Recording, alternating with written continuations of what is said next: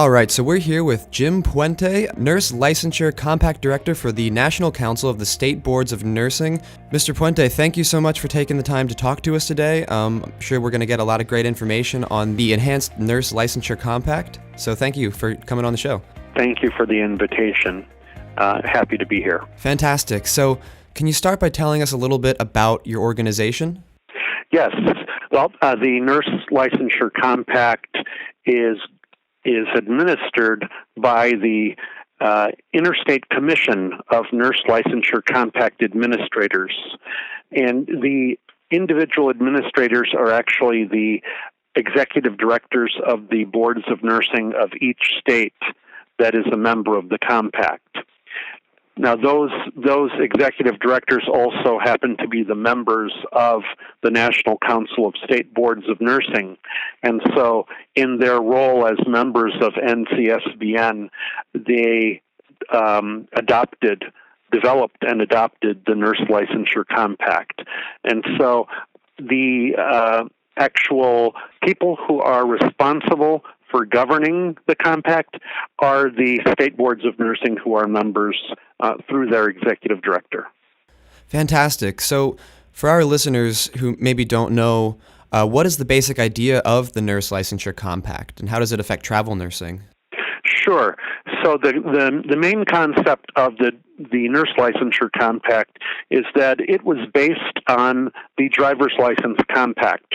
Most people don't understand that the driver's license is in fact an interstate compact because it's issued in the state in which you reside and allows you to drive throughout other states without having to get another license in each state. That is the same basis used for the Nurse Licensure Compact. It is one multi-state license that's issued in your state of residency, and it allows you to practice across the country in other states that are also members of the compact. And so our end goal is for all 50 states to be a member of the compact. So you can see how while someone maintains their residency in one state, which everyone has a state of residency, it will eventually allow a nurse, including the travel nurse, to be able to practice in any state in the country without having to take any additional steps with applying for licensure. And currently there are 29 states that are in the compact, and we have an ongoing initiative until which we will keep working until we achieve all 50 states. Absolutely, great. But so compared to the original NLC, what improvements have been found or can be found in the enhanced NLC?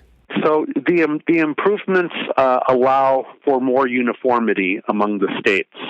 So essentially, what it takes, the requirements that a nurse needs to meet to get licensed in a compact state are the same from state to state now.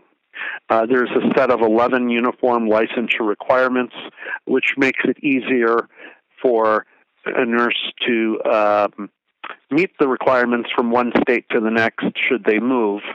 But in essence, it also takes down some of the barriers that states had with joining the compact, namely that one state's requirements are more stringent than another's. Now we have uniformity among those requirements, and that will enable more states to join, having removed that barrier. And so what have been some of the challenges in bringing the eNLC to fruition? I would say that in developing the eNLC, we sat down with all of the boards of nursing in the country to look at what should this licensure model look like which would enable your state to join. In other words, what would the requirements need to be in order for not only for your state to join, but for you to feel comfortable with nurses from other states working in your state. And coming to that commonality where everyone would be in agreement, I think was some of the largest challenges. Fortunately, we arrived at a wonderful point And I think the primary issue was that some states required a criminal background check on nurses, other states did not.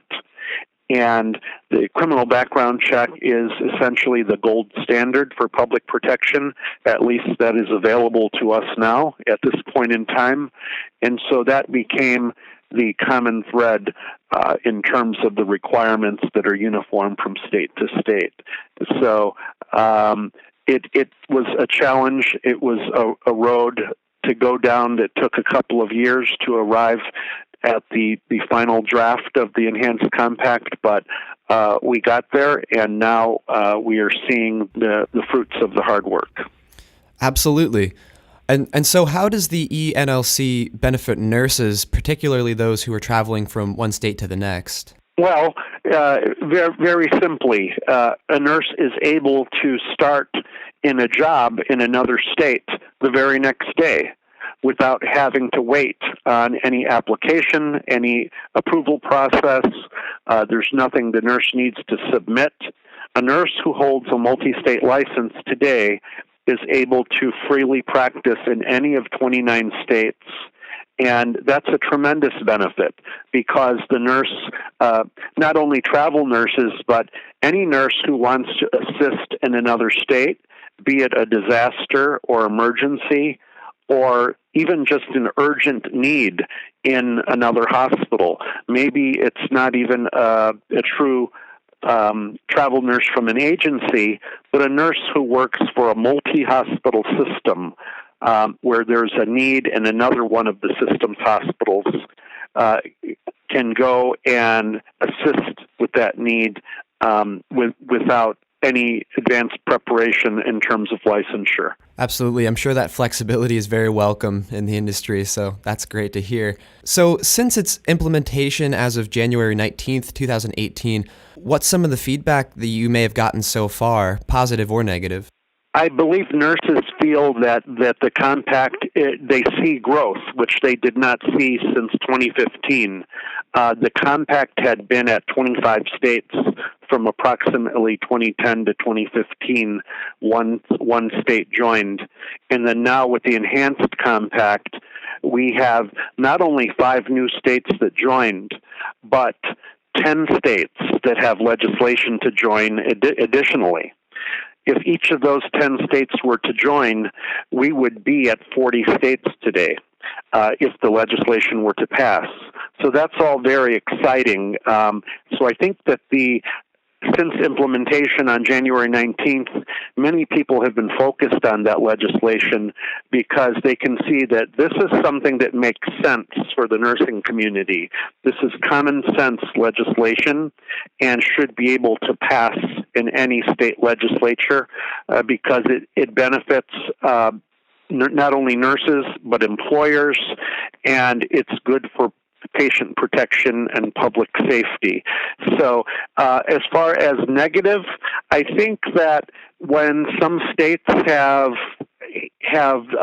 the new states that joined the compact, nurses immediately applied for the multi-state license, and some of the boards of nursing were inundated with applications. So I know that some of the application processes took up to 30 days in some states, and that's unfortunate, but as it happens, it's a good thing in the end that more nurses will have a multi-state license. Sometimes when something is new and a lot of people respond, and as they did, eagerly to apply to get a multi-state license, in that case, I think being inundated like that is a positive. Absolutely, I'd agree. So are there any future plans the organization has that you'd like to tell us about? Well, I think that nurses should know that we are constantly working with states till we get to the point where all states will be in the compact. We know from surveys that nearly 9 out of 10 nurses in the country want their state to be in the compact, and the number is even higher when we look at surveys of employers, whether they be hospitals or travel staffing agencies. This is something that the overwhelming nursing community wants.